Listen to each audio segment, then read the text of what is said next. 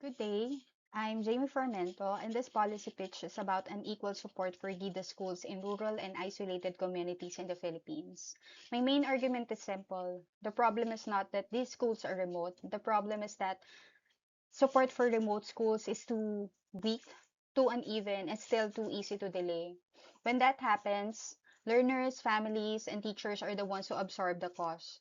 Today, I will briefly explain the issue, show the system behind it, and present a future we should be able to aim for, as well as recommend one concrete policy lever that can help move from patchy assistance to guaranteed support.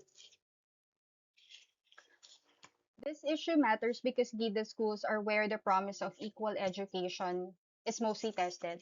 There are schools in island communities, mountain areas, indigenous communities, and other places where travel is harder and even public services are less dependable. When a school is difficult to reach, it is often receives weaker infrastructure, fewer personnel, and slower support. In my empathy interview, one learner said, "Ako ang pinaka nag-a-adjust kasi kailangan kong habulin yung lessons mag-isa."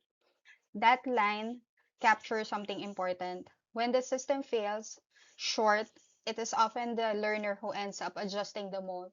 So this is not just a technical or geographic issue, it is an educational equity and a governance issue.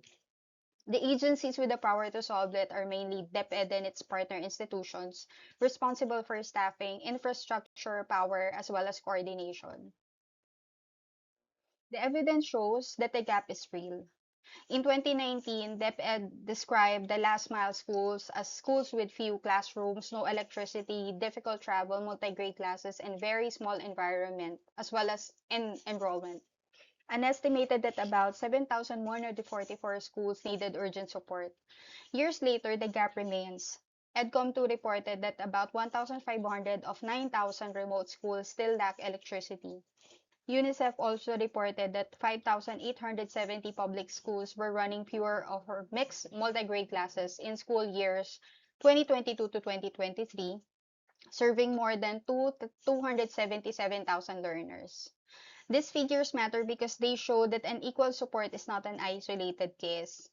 It is a repeated condition of school life in remote communities.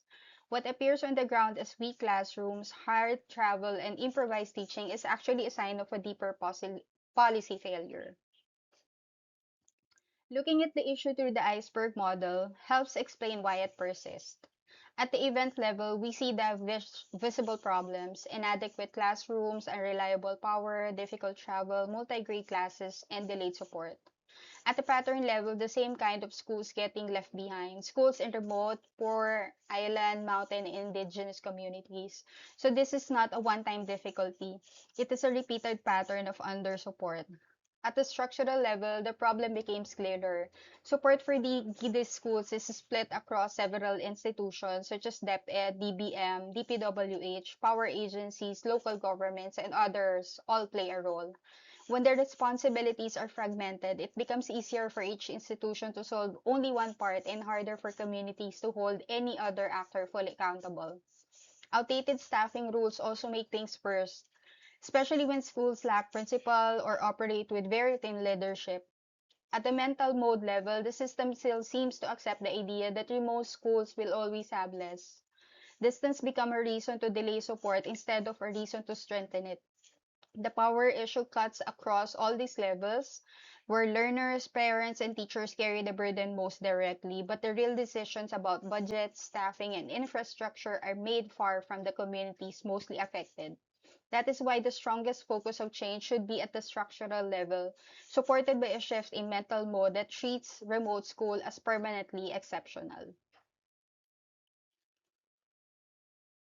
For my visions of change, I see the future we should aim for a system where GIDA schools are not treated as an afterthoughts.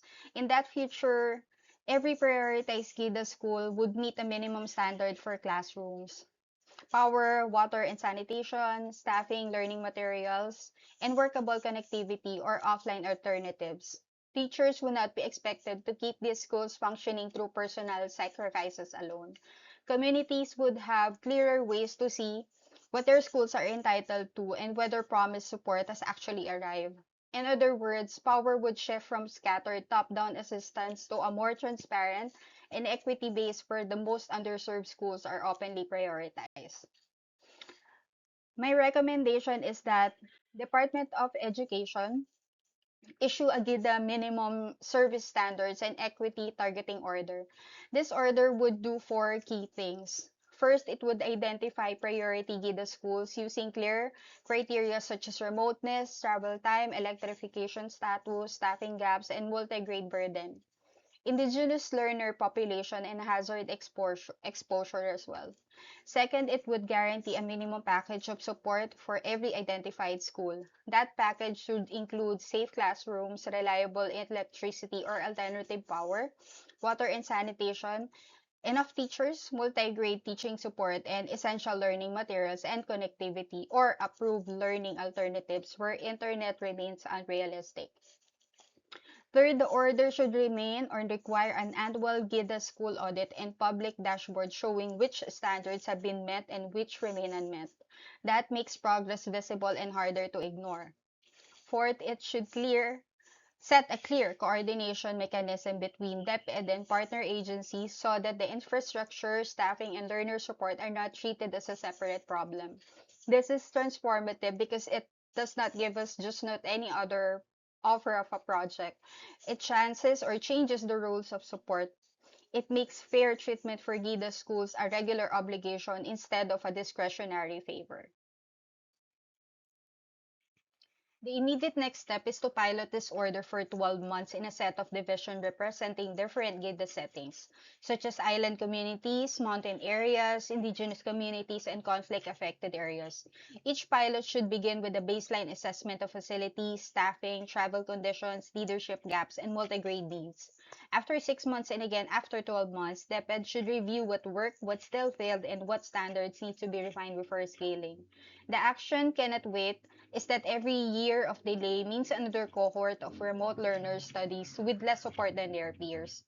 Even while design programs can fail when implementation is weak, fragmented, or distorted by the patronage and fund diversion.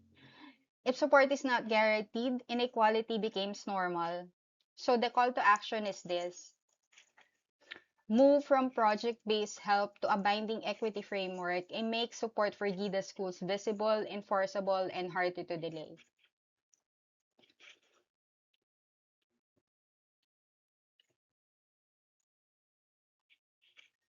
To close, unequal support for GIDA school is simply a matter of geography. It is a policy problem rooted in weak standards, fragmented accountability, and long-standing acceptance that remote schools will always receive less. My proposed response is a DepEd GIDA minimum standards and equity targeting order. The core message of this pitch is simple.